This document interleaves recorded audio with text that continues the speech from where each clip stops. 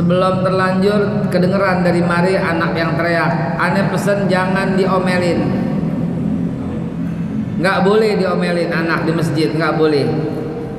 Dosanya belipet-lipet, biarin.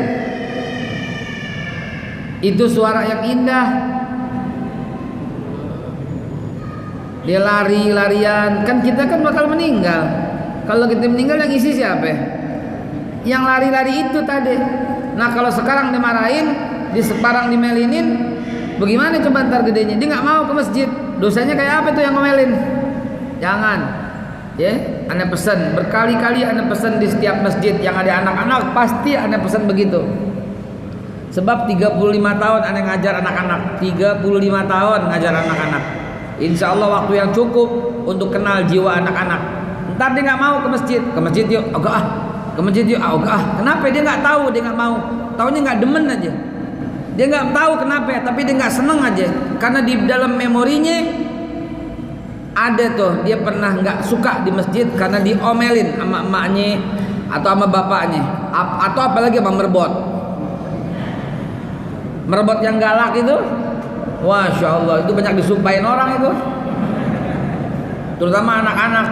Ya, jangan sampai marahin anak di masjid. Sebab apa? Sunnah Rasulullah juga begitu. Rasulullah Sallallahu Alaihi Wasallam lagi sembahyang dijadiin perosotan punggungnya, nggak marah. Ya nggak marah. Emang jadiin perosotan diem. Emang dia pakai masker kan kagak? Hasan dan Husain masih kecil, pasti dia ketawa-tawa dong. Logika kita nih pakai dia jadiin punggungnya Rasulullah perosotan, berisik gak kira-kira? Pasti berisik. Masa didiem nggak mungkin. Dia ketawa, dipanggil kakek barangkali ya jiddi mungkin begitu. Rasulullah nggak marah dan tetap dengan sujudnya lama, dia nggak bangun-bangun sampai itu anak puas mainnya, baru Rasulullah bangun dari sujudnya. Itu Rasulullah. Maka kita juga begitu. Jadi tuh anak demen ke masjid, jangan dimarahin. Kalau berisik banget paling kita tanya tuh anak siapa tuh, emaknya diem aja, nah gitu paling. Emaknya yang nggak bisa diemin namanya. Emaknya peluk, kasih permen, kasih coklat gitu biar dia diem, kasih makanan gitu ya.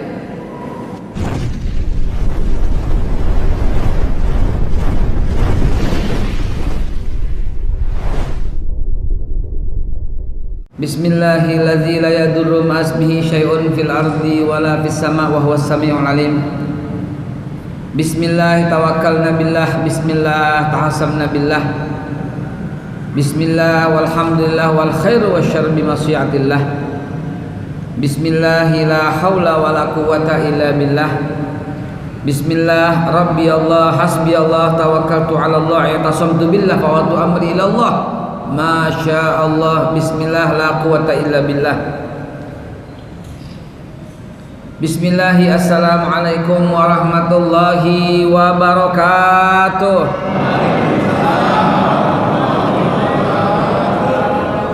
Alhamdulillah, nahmaduhu wa nasta'inuhu wa nastaghfiruh wa na'udzu billahi min sururi anfusina wa min sayyiati a'malina. Man yahdihillah fala mudhillalah wa man yudlilhu fala hadiyalah. Asyhadu an la ilaha illallah wahdahu la syarikalah wa asyhadu anna Muhammadan abduhu wa rasuluh la nabiyya ba'dah. Allahumma salli wa sallim ala sayyidina wa habibina wa syafi'ina wa maulana wa zurina wa qurratu ayuna sayyiduna Muhammad wa ala alihi wa sahbihi wa azwajihi wa tabi'in wa tabi'i tabi'in wa man tabi'ahum bi ihsan ila yaumiddin wa alaina ma'hum bi rahmatika ya Allah ya arhamar rahimin. Sebelum terlanjur kedengeran dari mari anak yang teriak, aneh pesen jangan diomelin. Nggak boleh diomelin anak di masjid, nggak boleh. Dosanya belipet-lipet, biarin. Itu suara yang indah. Dia lari-larian, kan kita kan bakal meninggal. Kalau kita meninggal yang isi siapa? yang lari-lari itu tadi. Nah kalau sekarang dimarahin, sekarang dimelinin, bagaimana coba ntar gedenya? Dia nggak mau ke masjid. Dosanya kayak apa tuh yang ngomelin? Jangan. Ya, Anda pesan berkali-kali, Anda pesan di setiap masjid yang ada anak-anak, pasti Anda pesan begitu. Sebab 35 tahun Anda ngajar anak-anak, 35 tahun ngajar anak-anak. Insya Allah waktu yang cukup untuk kenal jiwa anak-anak. Ntar dia nggak mau ke masjid yuk, ke masjid yuk, Kenapa dia nggak tahu, dia nggak mau, taunya nggak demen aja. Dia nggak tahu kenapa, tapi dia nggak seneng aja, karena di dalam memorinya ada tuh dia pernah nggak suka di masjid karena diomelin sama emaknya atau sama bapaknya, atau apalagi sama merebot yang galak itu. Masya Allah, itu banyak disumpahin orang itu, terutama anak-anak. Ya, jangan sampai marahin anak di masjid. Sebab apa? Sunnah Rasulullah juga begitu. Rasulullah Sallallahu Alaihi Wasallam lagi sembahyang dijadiin perosotan punggungnya, nggak marah. Ya enggak marah. Emang jadiin perosotan diem. Emang dia pakai masker kan kagak. Hasan dan Husain masih kecil, pasti dia ketawa-tawa dong.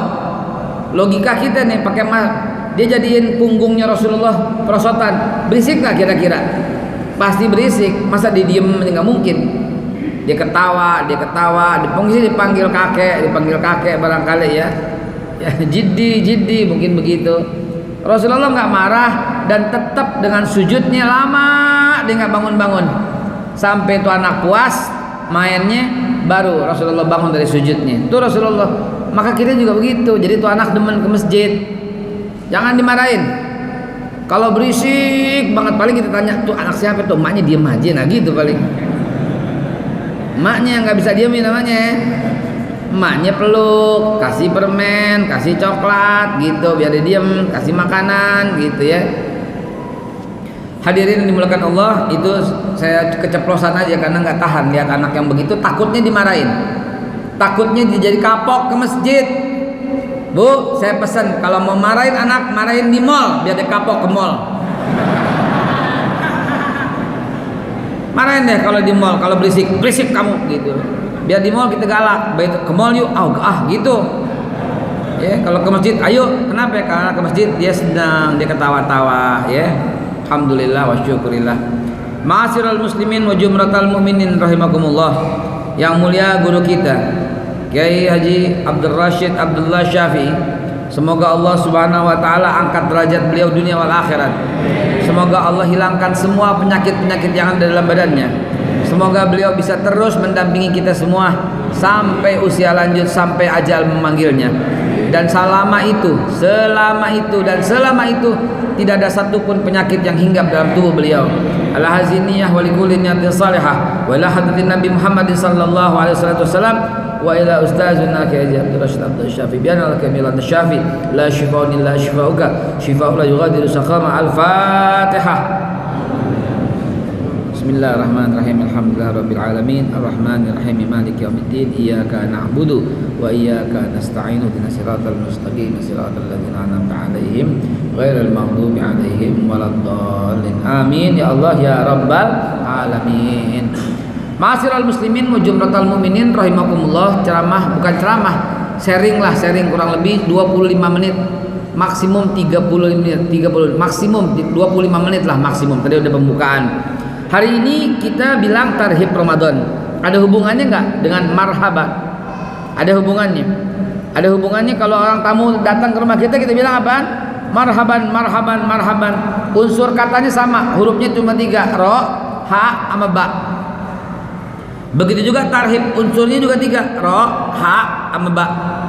Kalau kata orang yang belajar nahu, ya, rahiba, begitu ya. Yarhabu, jadi rahbun, yang berarti luas, lapang dan lebar. Selanjutnya menjadi rahaba, yurahibu, tarhiban. Akhirnya kita sebut itu tarhib Ramadan. Kalau kita bilang marhaban juga begitu, ro, ha, ba. Marhaban ya pakai mim depannya, pakai ta, itu huruf yang nggak berarti, yang nggak bisa diartiin.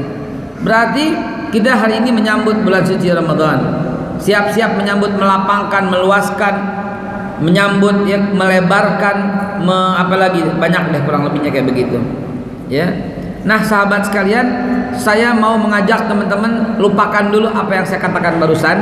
Sekarang ingat-ingat dulu bagaimana. Misalnya, maaf antum namanya siapa Ustaz?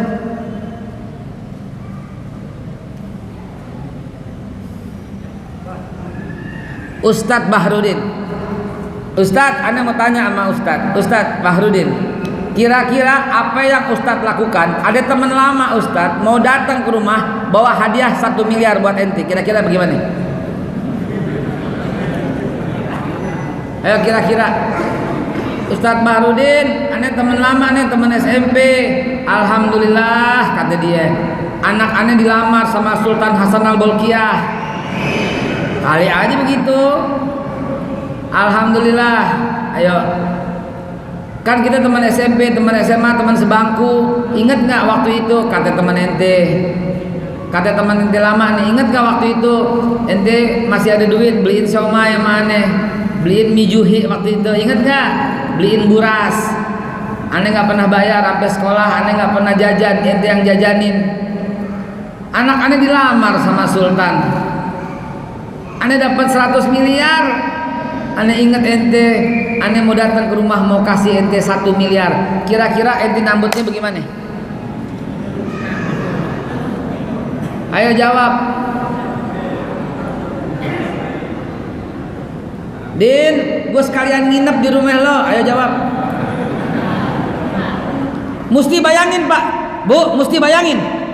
Bayangin beneran. Bayangin beneran. Terjadi juga sama antum. Ayo kita telepon ya. Din, Assalamualaikum. Jawab. Waalaikumsalam gitu.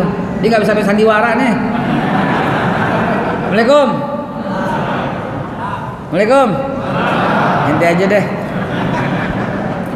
Name. Kim. Hakim, lo inget gua nggak? Inget ya. Alhamdulillah nih anak gua dilamar sama Sultan Jordan. Tadi Sultan Bolkiah ditolak aja dikawinnya dah. Anak gue dilamar sama Sultan dari Jordan. Alhamdulillah Kim, luar biasa tuh Sultan. Gue dikasih hadiah 100 miliar. Lo inget gak sama gue Kim? Ingat, iya ingat. Ini gue mau ngasih lo nih karena dulu lo baik sama gue. Gue inget teman-teman gue yang dulu baik. Gue mau ngasih sama lo ya 5 miliar ya. Gue mau datang ke tempat lo ya. Boleh. Gue nginep boleh. Kira-kira apa yang ente siapin? Iya. Apa lagi yang ente siapin? Hidangannya, kamarnya, ganti nggak spraynya? Ganti spray. Bantal, guling, spray ganti semua. Lemari dibeliin apa lemari lo yang buluak begitu dipasang? Ayo. Ganti juga. Ditelepon lagi. Maaf, gue salah. Sultan dari Jordan ngasih gue 500 miliar. Gue mau ngasih lo 50 miliar. Ayo, lo apain lagi tuh? Bulan depan gue datang ya. Minggu depan ya gue datang minggu depan. Saudara juga ante jajak supaya nyambut dia. Apa lagi? Kamar dicat lagi nggak? Dicat, ganti wallpaper nggak? Ganti, kasih pewangi nggak? Kamar mandi ganti toilet nggak?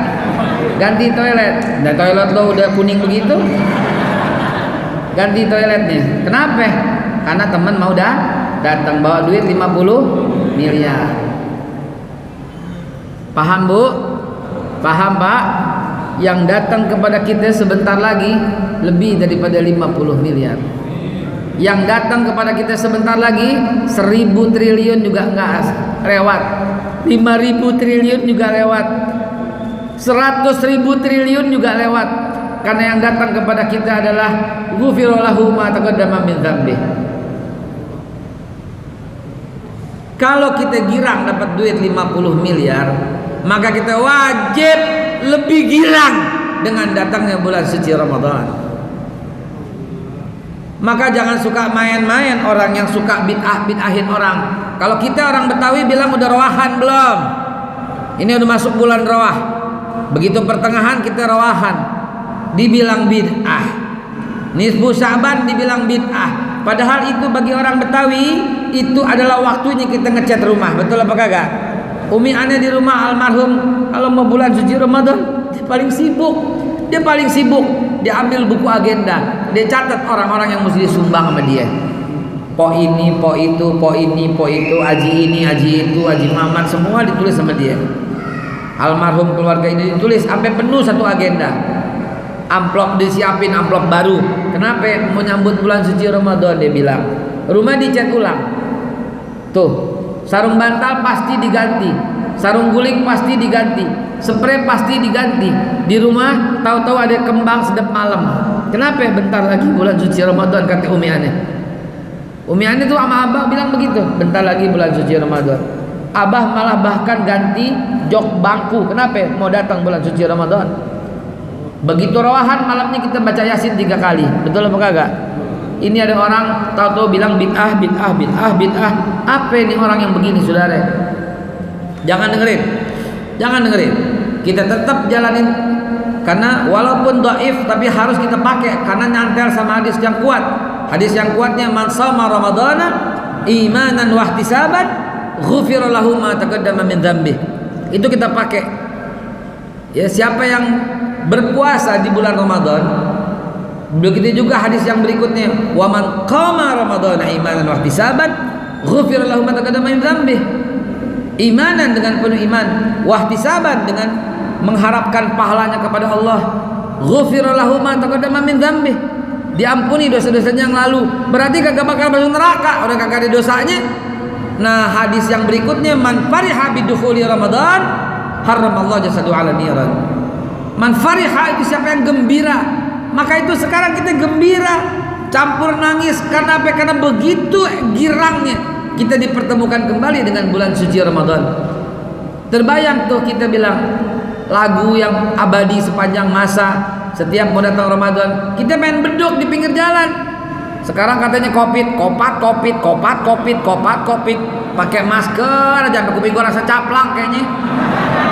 Kayak rasa caplang, kita pakai masker, mulu ketarik aja begini.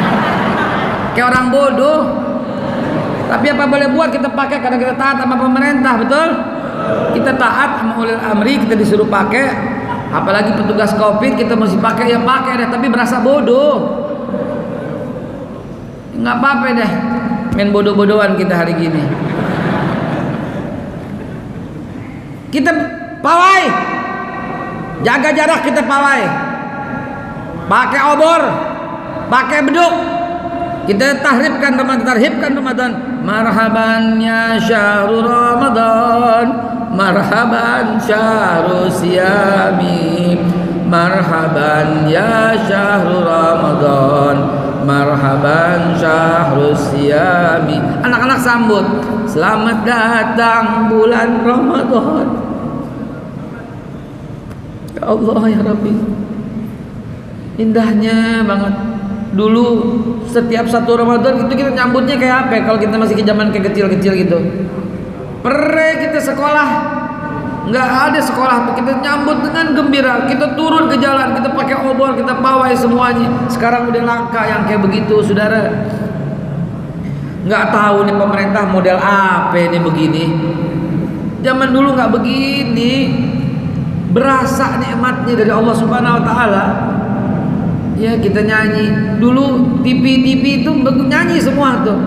Alangkah nikmat ibadah bulan Ramadan, sekeluarga, sekampung, senegara. Ya Allah, kaum muslimin dan muslimat sedunia bersatu padu dalam mengharap ridhonya. Ini kita dibilang bid'ah. Kita ngecat rumah, Pak, di bulan ini habis rawahan nih, kita bersihin rumah. Silahkan datang ke tempat kami. Ya, di rumah kami kita pasang tenda. Aneh pasang pelampang. Ya. Kita di rumah pasang pelampang. Berapa lama, Ustaz? Sebulan. Buat apa? Buat buka puasa rame-rame, buat tarawih rame-rame, buat tadarusan rame-rame, buat itikaf rame-rame. Aneh di rumah pasang pelampang di rumah. Pelampang itu apa sih? Tenda. Anda pasang tenda di rumah. Buat apa? Buat gembira dengan datangnya bulan suci Ramadan. Ya, segala kolak, segala apa terus saja kita bebasin semua. Setiap orang datang untuk makan kolak, makan korma, makan minum kopi, minum susu, kita bebasin terus selama bulan suci Ramadan. Kenapa? Karena kita kedatangan bulan suci Ramadan. Cat rumahnya, yang kagak ada duit bersihin rumahnya dari sarang-sarang gonggo. Sarang gonggo dia ngomong. Zaman dulu ya, laba-laba ya, laba-laba. Kabang-kabang tuh bersihin. Semua bersihin sampai bersih, sampai kagak ada lagi yang kotor-kotor. Ganti tuh spray sarung bantal, ganti. Jangan ente bilang bid'ah yang kayak begini. Ini kita mewujudkan kegembiraan kita dalam menyambut bulan suci Ramadan. Emang betul pengajian pre, emang betul ada tawakufan, tapi tawakufannya itu tawakufan untuk kita ibadah infiradi. Ya, ibadahnya infiradi. Jadi malam kita tahajud terus, pagi siang sore kita tadarus terus, sampai berkali-kali hatam. Udah gitu kita hatamin lagi hadis Bukhari, kita ingat-ingat lagi Bulughul Maram, kita ingat-ingat lagi Riyadhus Shalihin, kita ingat-ingat lagi semua kitab-kitab yang kita baca. Apalagi zaman sekarang akhlak lil banin udah kagak dipakai sama anak-anak. Kita ingetin lagi, terjemahin lagi buat anak-anak kita di rumah, saudara. Biar keingetan lagi yang zaman dulu. Biar seperti suasana zaman dulu. Yang namanya bulan puasa zaman dulu, subhanallah, gembiranya kita luar biasa. Hari gini biasa aja, antak kayaknya, hambar begitu kayaknya.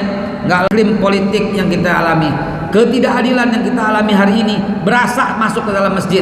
Bagaimana saya bilang ketidakadilan? Jelas ketidakadilan. Habib Rizik cuma bikin kerumunan, ada 239 kerumunan menurut catatan KPU pelanggarannya, saudara. 230 lebih pelanggaran yang dilakukan oleh setiap orang pribadi maupun para petugas-petugas maupun para pilkada yang punya hiburan, yang punya waterboom, pada yang melanggar semuanya. Ya. Yang bagi-bagi hadiah melanggar semuanya. Yang berenang rame-rame itu berenang itu semua melanggar kesehatan semuanya. Kalau mau hukum semua dong. Kenapa cuma Habib Rizik yang dihukum? Ini yang bilang kita membuat suasana nggak enak, suasana hati panas seperti api dalam sekam, seperti suasana yang kagak enak banget kita rasakan suasananya. Tapi apa boleh buat, kita nggak bisa ngapa-ngapain karena Rasulullah kalaupun ada di tengah-tengah kita pasti beliau suruh kita sabar. Kenapa? Karena pernah ditanya hadis ini dari Ka'ab bin Malik radhiyallahu an, bertanya pada Rasulullah tentang model yang seperti ini. Rasulullah suruh sabar, kata Rasulullah sallallahu alaihi wasallam, dan tetap jalankan sunnah. Dan apalagi kita berakidah ahlu sunnah wal jamaah. Terhadap pemerintah kita taat, namun suasana hati kita nggak bisa dibohongin. Taat dalam suasana sabar dalam suasana taat. Hari untung bisa dipanggil. Hadirin yang dimuliakan Allah Subhanahu wa taala, itu yang penting. Bulan Ramadan hari ini wajib kita sambut, ya. Saya menyarankan tadi tetap dengan prokes, dengan prosedur kesehatan yang baik. Yang bersihin di rumah tuh kabang-kabang bersihin semua. Cat kalau perlu cat. Kenapa mau nyambut bulan suci Ramadan? Siapin tuh amplop-amplop isi 10.000, 20.000, 50.000, 100.000 buat anak-anak kecil yang lewat. Biar dia bisa gembira dalam menyambut bulan suci Ramadan. Biar bisa dia nanggok ntar kalau umpamanya begitu masuk Idul Fitri. Ini kebiasaan yang mesti kita jaga, saudara. Jangan sekali-kali dibilang bid'ah, sekali lagi jangan sekali-kali dibilang bid'ah. Ya, Allah Subhanahu wa taala firmankan kudu kita gembira sebagaimana guru kita tadi bilang. Ya, syahrul Ramadan alladzi unzila fihi al-Qur'an hudal linnas wa bayyinat minal huda wal furqan. Lihat. Setelah dipanggil dengan ya ayyuhallazina amanu, hei orang yang beriman, dipanggil yang beriman dulu. Yang belum beriman kagak bisa. Enggak bisa. Ada orang pengusaha warteg di mari enggak? Angkat tangan pengusaha warteg. Dia malu kali ini. Atau yang jual makanan hari-hari, nasi uduk, nasi ulam, combro. Yang ketawa kayaknya dia tuh. Terutama warteg-warteg nih. Aneh udah tanya, makanya aneh berani ceramah. Aneh udah tanya, makanya aneh berani bilang. Yang tadi yang membuat guru kita meneteskan air mata. Warteg omsetnya naik, warung Padang omsetnya naik. Kan bulan Ramadan kagak ada orang yang makan berkurang kok naik. Lo tanya. Kalau nggak percaya tanya sekarang. Dia cuma tambahin modal kain belacu. Tahu kain belacu? Dia tutupin. Kita lihat di bawah tuh kaki pating gelanting deh. Kenapa? Karena orang yang seperti ini nggak berani makan dan sarapan di rumah. Bininya nggak marah, bininya nggak kasih, dimelinin sama bininya. Jadi apaan? Dia keluar rumah, dia tetap cari sarapan. Warteg yang biasa buka jam 11, jam 8 dia dibuka untuk ngelayanin laki-laki hidung belang, buaya darat kayak begini. Tuh rahasianya. Anda udah tanya, makanya Anda berani ceramah. Omsetnya gimana bulan Ramadan? Alhamdulillah Pak, naik muka lo alhamdulillah. Lo siapin makanan buat mereka. Tuh begitu. Anda udah tanya dekat tetangga-tetangga kita di rumah. Ini artinya apa? Sedikit orang yang dipanggil oleh Allah, ya ayyuhalladzina amanu kutiba alaikumusiyam. Berapa banyak orang yang hatinya gundah ketika menyambut bulan suci Ramadan? Ya Ramadan, ya elah aus deh. Ya elah. Berapa banyak? Kalau ada yang mendengar ini baik di sosial media maupun Anda berada di mana, istighfar kepada Allah karena antum termasuk minal munafik. Tidak mungkin orang yang tidak beriman. Orang yang beriman tidak mungkin dia merasa gundah. Dia gembira dengan datangnya bulan suci Ramadan. Rasulullah kalau dalam bulan Ramadan keluar rumahnya, dia angkat tangannya, dia ucapkan marhaban ya syahrul Ramadan. Seraya kalau antum mendengar, kalau kita bisa mendengar itu, semua makhluk menyambut bulan suci Ramadan. Jangankan manusia, hewan pun gembira dalam bulan suci Ramadan. Orang-orang yang gundah hatinya ke dalam bulan Ramadan, dia lebih rendah daripada binatang, saudara. Orang yang menyambut bulan suci Ramadan itu, ya Allah, haramallah jasadu ala niran. Allah haramkan tubuhnya kena api neraka. Bagaimana tidak disebut oleh Allah dalam bulan, disebut Allah menyebut bulan suci Ramadan. Syahrul Ramadan allazi Al-Baqarah 185. Allah sebut, bayangin. Makanya saudara sekalian, kalau ada masih hati yang gundah gelisah nih, ya Allah, istighfar. Ya Ramadan, lebaran, duit dari mana? Ini orang udah menghina Allah. Menghina Allah bukan disimbolkan dengan menginjak Al-Quran, tapi orang yang ragu besok makan apa, orang ini udah menghina Allah Subhanahu wa taala. Wa ma min dabbatin fil ard illa 'ala Allah rizquha. Jadi jangan macam-macam Bapak Ibu sekalian dengan suasana seperti ini. Mari gembira segembira-gembiranya menyambut bulan suci Ramadan. Indahkan rumah kita, sambut bulan suci Ramadan. Buru-buru minta maaf kepada kakak, adik, empok, encang, encing semua, apalagi orang tua, engkong yang masih hidup. Buru-buru datengin, minta maaf pada teman karib kerabat, tengokin. Apalagi kalau kita punya orang tua udah meninggal dan sahabatnya masih ada, buru-buru datengin. Karena itu cara menggembirakan hati orang tua yang sudah meninggal dunia. Cari orang tuanya, cari orang tua, teman orang tua kita cari. Jangan lupa kalau lebaran pasti semua saudara-saudara pada kumpul di rumah kita. Rumah kita dekat Kober, buru-buru rapiin untuk kuburan karena sebentar lagi mereka juga ziarah kubur. Jangan lagi dibilang bid'ah. Koret-koret itu, tanah-tanahnya dibersihin, rumput-rumput yang liar dipotong-potongin, rapiin untuk kuburan. Kenapa? Karena kita mau ziarah kubur sebentar lagi.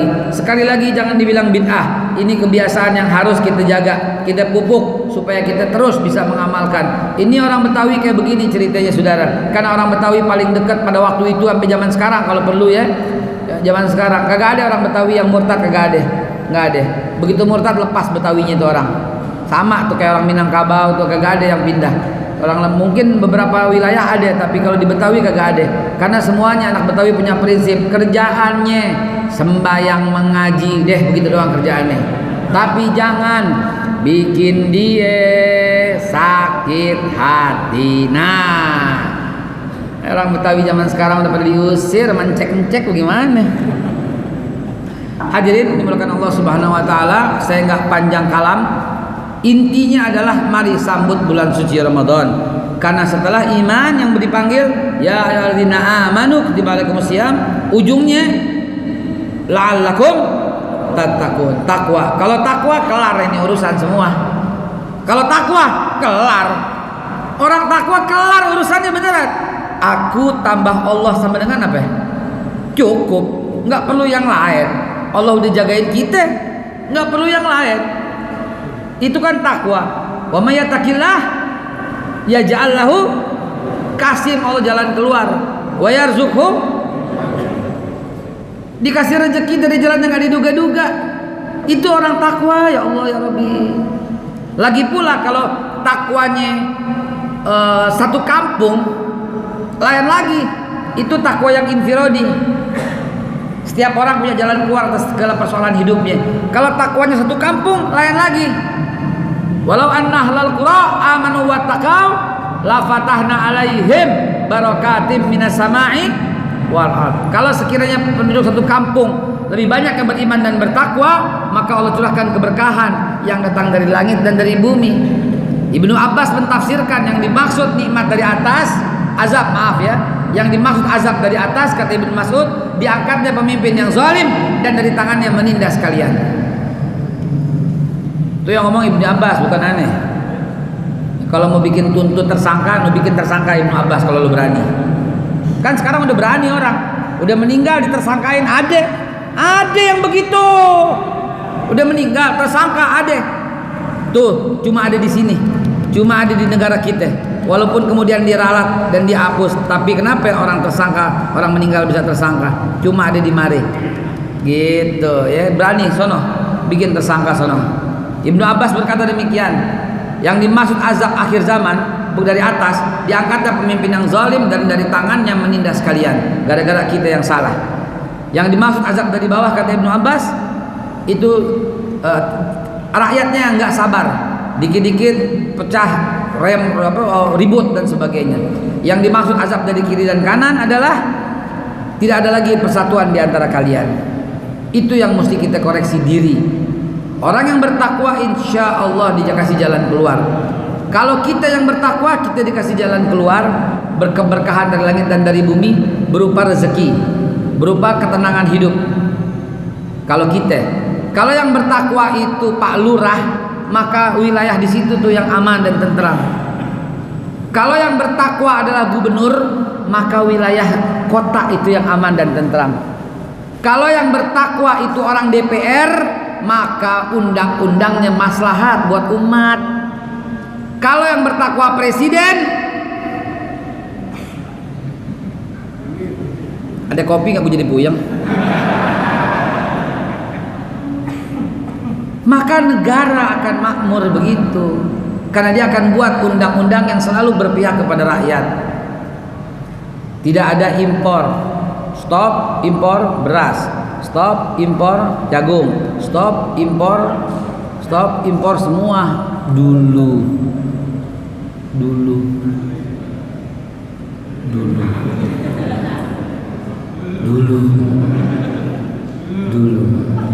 Sekarang juga begitu sebenarnya, tapi orang di sekitarnya itu masih aja impor. Kesian. Kita doain aja presiden, semoga Allah Subhanahu wa taala beri dia kekuatan, keimanan dan ketakwaan. Habis apa boleh buat, udah jadi yang kayak begitu ya kita doain, benar apa kagak? Kan udah jadi. Dalam akidah Ahlussunnah wal Jamaah nggak boleh kita berontak turunin, nggak boleh. Maka itu udah jadi, kita doain aja semoga Allah beri kekuatan, kemuliaan, ketakwaan, keimanan dan keberanian dalam menyingkirkan benalu-benalu yang ada di negara kita, saudara. Amin, nggak ikhlas tuh kayaknya. Coba amin. Amin. Amin. Saudara sekalian, nggak lama saya berbicara, hadir di tengah kita Bang Ari Untung. Mana Bang Ari Untung? Anda dengar bocorannya udah hadir. Bang Ari, mana Bang Ari? Ini Masya Allah, ini idola anak muda, ini idola anak muda yang nggak neko-neko gitu. Assalamualaikum. Masya Allah, waalaikumsalam. Apa kabar? Ente jangan deket-deket aneh, ntar dicap radikal.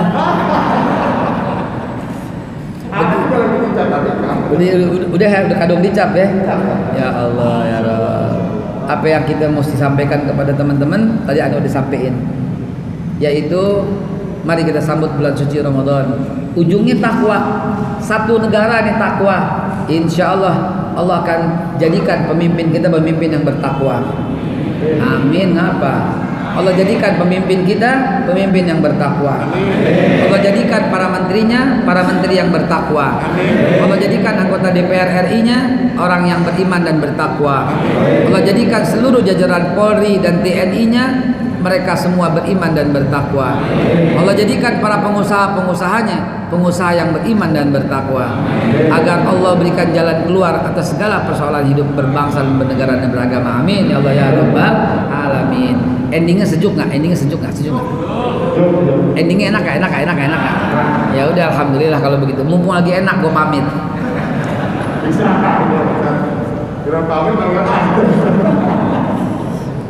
Mohon izin Bang Ari Untung dan semua teman-teman, Ane mau melanjutkan lagi yang namanya dakwah di Masjid Sunda Kelapa. Agar apa? Agar semua merata bahwa kita harus melakukan keimanan dan ketakwaan yang tinggi. Kenapa? Karena kisah Umar bin Khattab. Negara mana yang nggak bisa takluk, yang tidak sujud dan tidak manut kepada Umar bin Khattab? Kenapa pada waktu Umar bin Khattab menaklukkan Romawi kagak bisa? Kagak bisa sama sekali. Bahkan ditentang itu Umar bin Khattab. Bahkan dicegah Umar bin Khattab, kagak bisa masuk. Kalah. Duduklah para sahabat. Ditanya sama Umar bin Khattab, ada apa ini? Mahaza, mahaza. Kenapa ini? Kenapa ini? Salah seorang sahabat Nabi berkata, karena kita sudah meninggalkan sunnah Nabi. Sunnah Nabi apa yang kita tinggalkan? Salah satunya kata Abdurrahman bin Auf, siwak. Siwak. Gara-gara meninggalkan sunnah Nabi yang namanya siwak, Umar bin Khattab tidak mampu masuk ke Yerusalem, ke Heraklius, ke Romawi, nggak mampu. Sekarang saya mau tanya, jujur sejujur-jujurnya. Di mana saya tanya, di masjid saya tanya. Coba angkat tangan, siapa di antara antum yang hari ini bawa siwak?